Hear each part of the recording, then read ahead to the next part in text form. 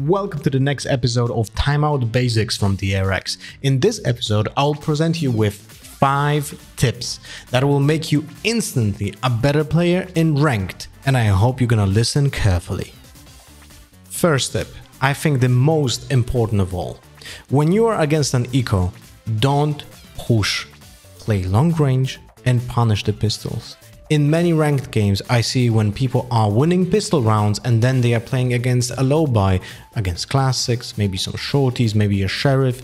They are overconfident and they are gonna just push too much or even push alone and get unlucky, get killed because, you know, a sheriff will one-tap them and then they will give the gun to the opponents who are on the lower buy.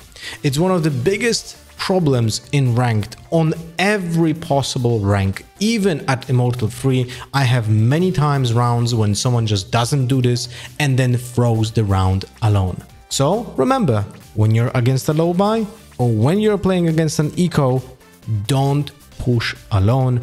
Always go with the team, communicate. Second tip, maybe the most important of all.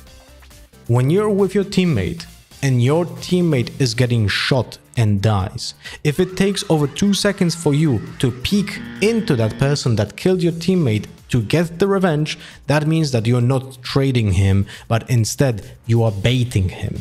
Trading is one of the most important aspects of fundamentals in any FPS games that are tactical, and that means that you have to be very fast at getting a revenge on the teammate that got killed by an opponent. So don't hide behind corners, be next to your teammate, and even if you're behind the wall, you need to be ready to instantly swing when your teammate has contact.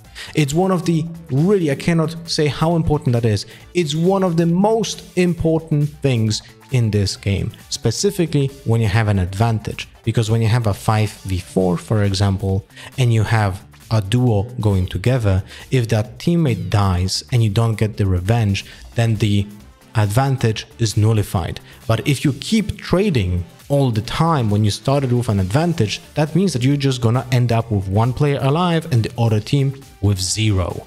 And you're gonna win the rounds when that will happen. Number 3. I think this comes from my own experience the most. Whenever you die in Valorant, you need to instantly communicate where was the opponent and how much damage you dealt. Those are the 2 most important informations that you can give in the game once you die. Then, well, because it's ranked, sometimes you're gonna get upset, sometimes you're gonna be mad, maybe you got unlucky and you can't believe how you died. But first, you need to give those informations to your teammates, and then after that, don't press the button and express the anger to yourself.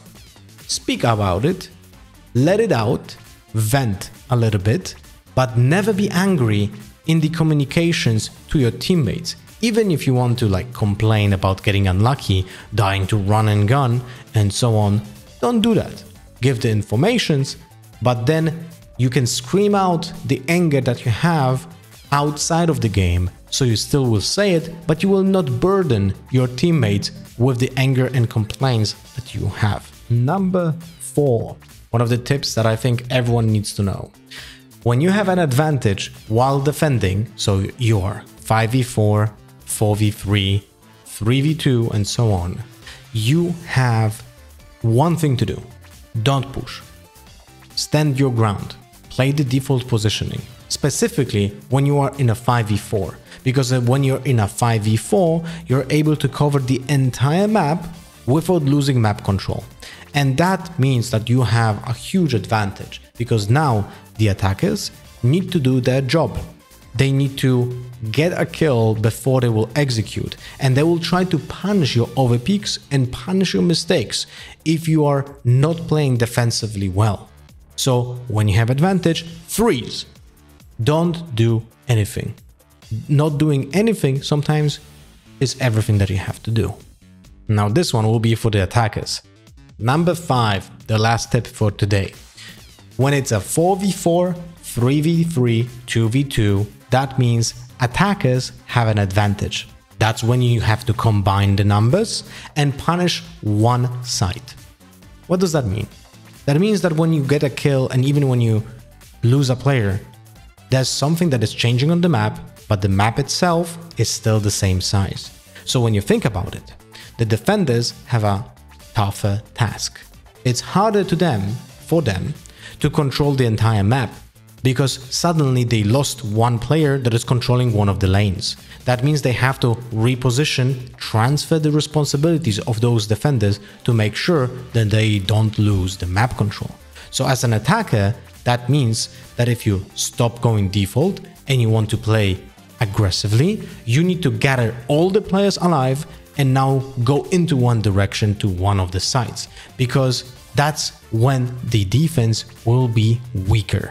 So remember, as an attacker, you don't need to have a numbers advantage to have an advantage. Hope you guys enjoyed those ones, and we'll help you in ranked. Next episode, maybe in next 5 tips, or maybe we'll talk about how to default. If you have a suggestion of what you would like to learn about Valorant, leave me a comment. Also, like and subscribe to DRX VS.